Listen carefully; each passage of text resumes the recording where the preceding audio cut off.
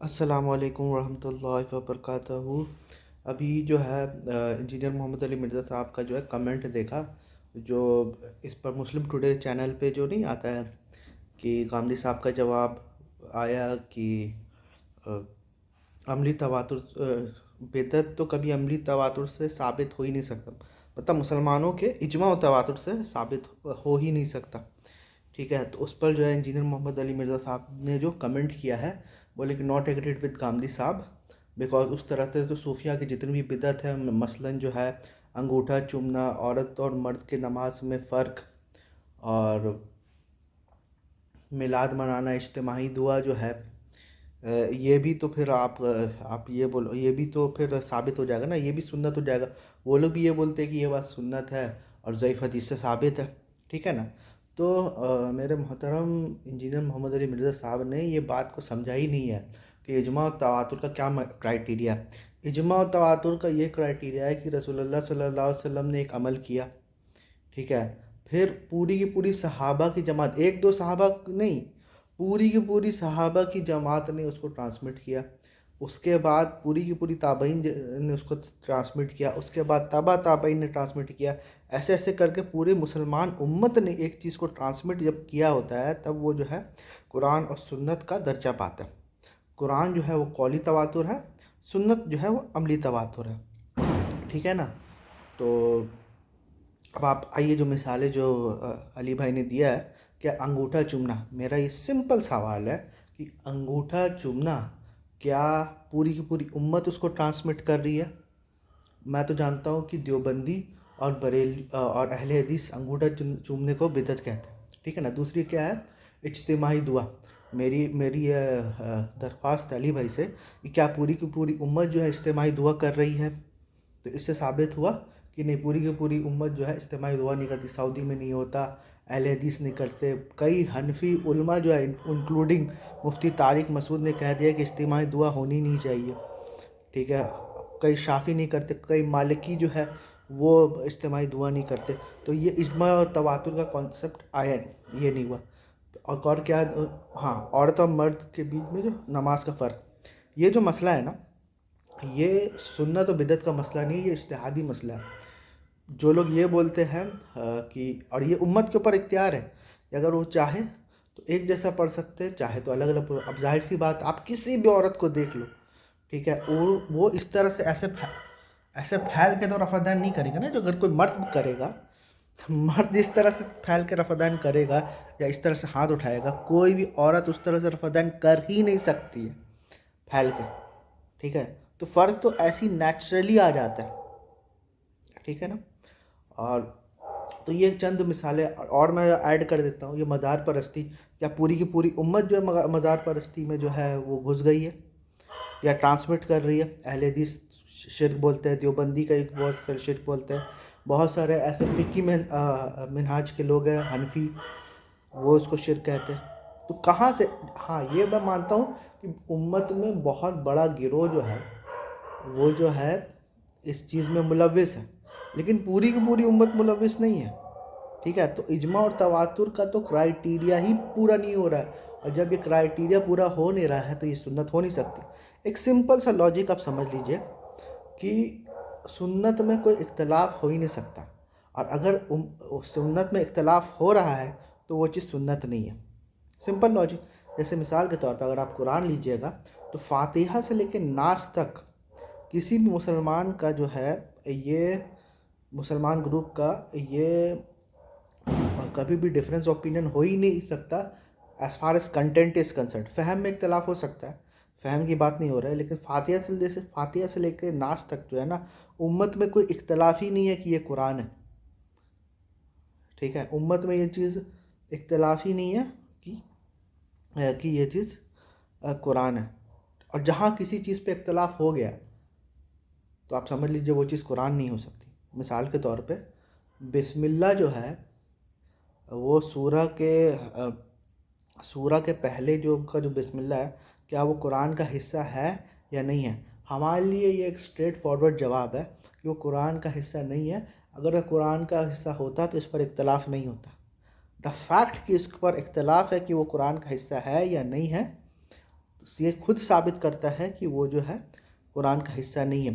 قرآن خود فرماتا ہے کہ یہ اگر یہ اللہ کے علاوہ کسی اور کی ہوتی تو اس میں بہت سارے اختلاف ہوتے ہیں۔ دا فیکٹ کہ بسم اللہ کے اوپر اختلاف ہے کہ یہ قرآن کا حصہ ہے یا نہیں ہے، ثابت کرتا ہے کہ یہ قرآن کا حصہ نہیں ہے، ٹھیک ہے نا۔ اسی طرح سے سنت کے معاملے میں رفع دین کرنا ہے یا نہیں کرنا ہے، یہ امت کا اختیاری مسئلہ ہے۔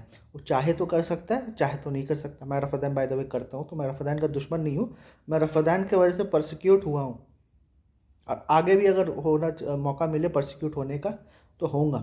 لیکن فیکٹ یہی ہے کہ رفع دین کرنا نہیں کرنا یہ سنت کا مسئلہ ہی نہیں ہے، یہ ایک اجتہادی مسئلہ ہے، چاہے تو کر لو چاہے تو نہیں کرو، ٹھیک ہے۔ رفع دین کا الگ ہی ٹاپک پہ چھڑ جائے کہ وہ اپنے آپ میں ایک ٹاپک ہے، ٹھیک ہے۔ تو اور دوسرا ایک علامہ احتشام الہی صاحب جو ہے وہ ایک جذباتی جملہ بول دیے تھے کہ یہ کہنا کہ حدیث جو ہے دین کا ماخذ ہی نہیں ہے، یہ کفر ہے۔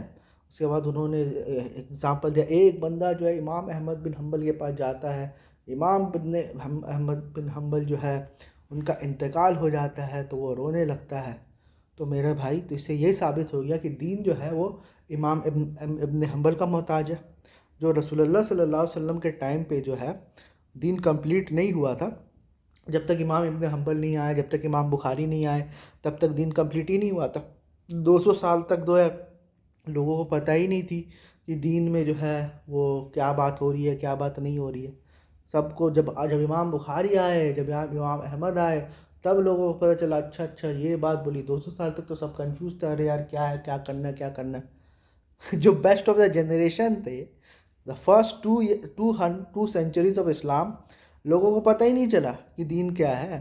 اور جیسے ہی امام بخاری آئے، جیسے ہی امام احمد بن حنبل آئے، سب کو پتہ چلنے لگا، ہاں یہ مجھے رسول اللہ صلی اللہ علیہ وسلم کا دین بتائے گا۔ مجھے تو اس سے پہلے پتہ ہی نہیں تھا بھائی کیا دین تھا، کیا کرنا ہے کیا نہیں کرنا، مجھے تو اس کو پتہ ہی نہیں ہے۔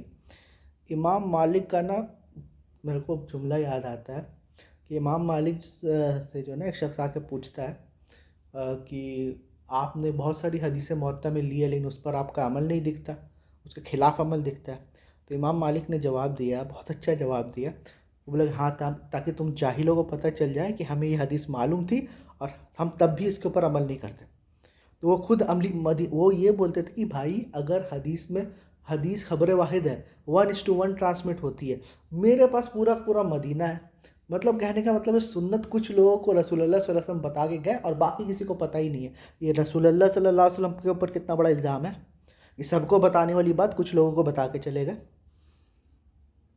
یہ آپ سوچو نا، وہ یہ بولتے ہیں کہ بھائی اگر یہ جو مدینہ جو ہے، یہ جو ہے اس میں رسول اللہ صلی اللہ علیہ وسلم کے صحابہ رہے ہیں، تابعین رہے ہیں، ان کو پتہ نہیں چلی سنت، یہ جو ہے 1:1 حدثنا اخبرنا کر کے کچھ لوگوں نے یہ کر دی ہے، تو اس سے سنت پتہ چل جائے گی۔ اس لیے مفتی ابو الیاس بھی یہ بولتے ہیں کہ امام مالک یہ بولتے ہیں، یہ 1:1 will snatch away your deen from you. I am getting my deen from 1000 upon 1000. 1:1 نہیں، 1000 upon 1000، اور وہ پھر بڑھتے بڑھتے ملینز میں بلینز میں پہنچ جاتا ہے۔ تو یہ ہے اجماع و تواتر کا کانسیپٹ۔ سیم طریقے سے جیسے قرآن ٹرانسمٹ ہوا، بھائی قرآن کے سند کی ضرورت ہے۔ ایک تو یہ سند کو اتنا گلوریفائی کرتے ہیں، بھائی کیا ہے سند؟ کچھ نہیں ہے۔ میں ایک بندے سے ملا جو سکھا تھا، اس نے بولا کہ میں نے فلاں سے سنا، اس نے فلاں سے سنا، اس نے فلاں سے سنا۔ اب پوری روایت اس بندے کے اوپر ہے، کیونکہ میں ان لوگ جو اپر میں جو ہے میں تو اس سے ملا ہی نہیں ہوں۔ تو کیا اتنا جو خود سیلف گلوریفائی کیوں کر رہے ہو سند کو، دوسرے لوگ کو گلوریفائی کر دینا، اس سے امپورٹنٹ ذریعہ موجود ہے۔ ایک چیز جیسے 15 اگست میں انڈیا آزاد ہوا تھا، اس میں کیا سند کی ضرورت ہے سب کو پتہ ہے۔ چائنا ایگزسٹ کرتا ہے، اس میں سند کی کیا ضرورت سب کو پتہ ہے۔ تو یہی چیز کو امام شافعی نے کہا تھا علم العامہ، کہ سب کو پتہ ہے یہ بات۔ اور حدیث کو امام شافعی نے کہا تھا علم الخاصہ، کہ کچھ لوگوں کو پتہ ہے، کچھ لوگوں نے یہ ٹرانسمٹ کیا ہے، اور یہ خاص لوگوں کا ہی علم ہے۔ یہ قرآن اور سنت کی طرح عام علم نہیں ہے کہ آج سب کے گھر میں قرآن موجود ہے۔ کون سے سند، کسی کو پتہ بھی ہے سند؟ اور یہ جو سند تھوڑا بہت جو بیان بھی کرتے ہیں نا، اس میں ضعیف روایتیں، ضعیف راوی بھرے پڑے ہوئے۔ تو قرآن کو ثابت کرنے کے لیے نا سند کی ضرورت نہیں ہے، یہ تو کوئی بھی یار بتا دے گا۔ کوئی بھی بایوگرافی لکھ دے گا کہ فلاں سکھا تھا فلاں سکھا نہیں تھا، کون جا کے چیک کرنے والا ہے؟ سب تو مر گئے، چیک کون کرنے والا ہے بھائی؟